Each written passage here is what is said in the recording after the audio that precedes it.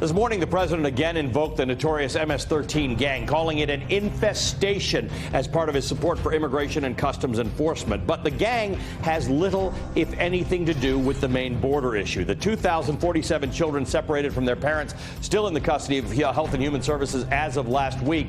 The government said it's going to stop providing numbers on how many separated children were being held. Instead, it released the total number of children under HHS care, which includes minors who crossed the border without an adult. That number stands at more than 11,000, 80% of whom arrived unaccompanied, according to the government. But I want to get back to the president's claim that MS-13 is a major immigration issue and see what he gets right and what he might need a little more training on. All right.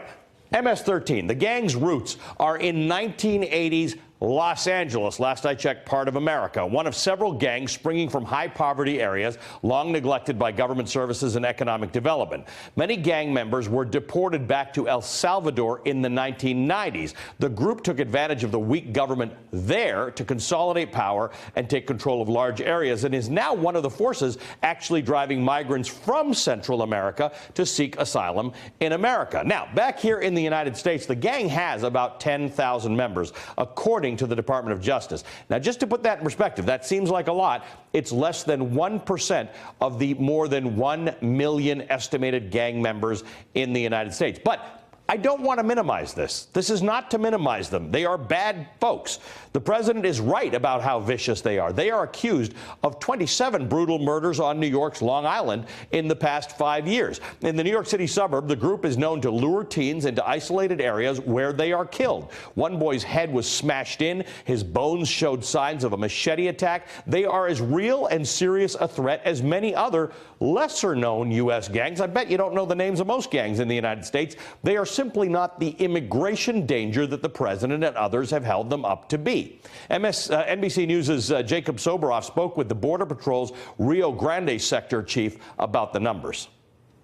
Do you know how many MS-13 members you caught here? That have made it through? I can tell you right now we're looking at a 300% increase over last year. And how many people is that? It comes out to about 100 and I think it's 180.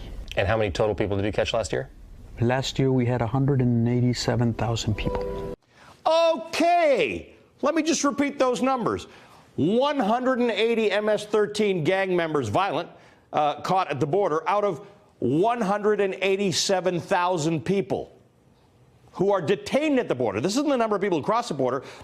This number, with this as the denominator, that means that MS-13 members, after the 300% increase, make up less than 1% of the people detained at the border. This is not an invasion. Joining me now is Maria Hinojosa, anchor and executive producer of NPR's Latino USA. Again, Maria, I can't say this enough times because someone's going to pick up this conversation and say the two of us were saying MS-13 is not serious. It's serious. They're bad people. They are just not part of this crisis. If you are committed to dealing with bad hombres, as the president calls them, or bad people or criminals or gangs, this is not actually the place you would focus. So if you really care about the families that are potentially being victimized by MS-13, which is an American gang, like I said, the United States is the birthplace of gangs. Yes. And this is an American gang. I'll just clarify. 180 people were detained as MS-13 coming across the border. We think there are 10,000 in America. They're Americans. Exactly, exactly. And we can talk about whether or not you're a gang member. Actually, why would you want to come to the United States? That's a separate conversation. Right. But if you're being terrorized in that community, the last person that you're going to pick up the phone to call is the police officer. Right. Because right now in that community, you're calling the police to say, I'm being terrorized or my children are being terrorized. The police are coming and asking you who you are. They're taking your information. They're handing it over to ICE. And because you complained about being harassed or your children being harassed by MS-13, you are now being deported, leaving your children behind. Right. Okay, so if you actually care what you're going to do in these communities, which is not going to happen now, is to take ICE out of the community, to take ICE out of the jail system, to take them out so that people who are potentially scared of MS-13 will report them. Will actually report them and work with the police. This is the whole sanctuary city argument, right? The mayors and police chiefs of these cities say that if you cause us to enforce immigration policy, or you have immigration people all over the place, our communities won't tell us what's going wrong. They won't tell us. They won't point us at who to arrest. The thing is, Ali, if you're afraid of the police and you're afraid of the gangs potentially, you'll just never leave your house, but the police are supposed to be there to protect you. You're just not going to call them. Mm-hmm. So we have to put our heads, as we're thinking about the separation of children, the ripping apart of families, all of these other things. What people who are interested in this issue need to imagine is the kind of fear that you're living in because of what this president and Jeff Sessions have done in terms of basically unleashing ICE to be a force that can stop anyone. Before I came here, Ali, I was on the phone reporting, right? And we have situations where undercover, plainclothes ICE agents in unmarked cars are in areas of Philadelphia, in the suburbs outside of Chicago, in areas of Ohio. I know this because of the reporting that I've done. Those are just 3 places where I actually know people.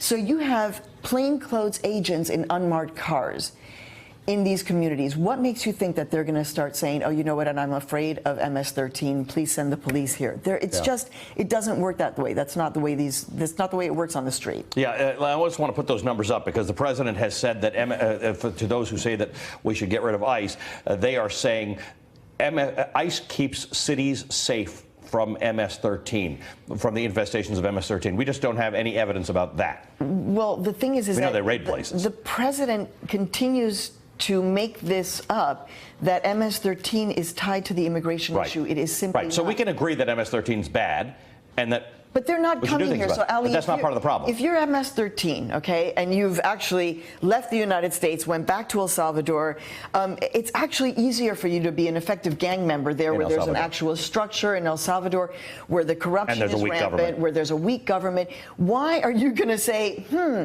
I'm an illegal or undocumented immigrant gang member. I'm going to make my way to the border and ask for asylum. Right. Why would you do that? You're going to stay in the country where you can operate with impunity. Right. Make lots of money. And you're not going to come here. So what people need to understand is to start making the connections between what's very upsetting to them about the children to actually what's the broader context of these families who are part and part of our community. They're right where you live, they're right where I live, they're right here, and the people just have to kind of open their eyes to see that. Hey, MSNBC fans, thanks for checking out our YouTube channel. Subscribe by clicking on that button down there and click on any of the videos here to watch the latest interviews and highlights. You can get more MSNBC for free every day with our newsletters. Just visit msnbc.com/newsletters to sign up now.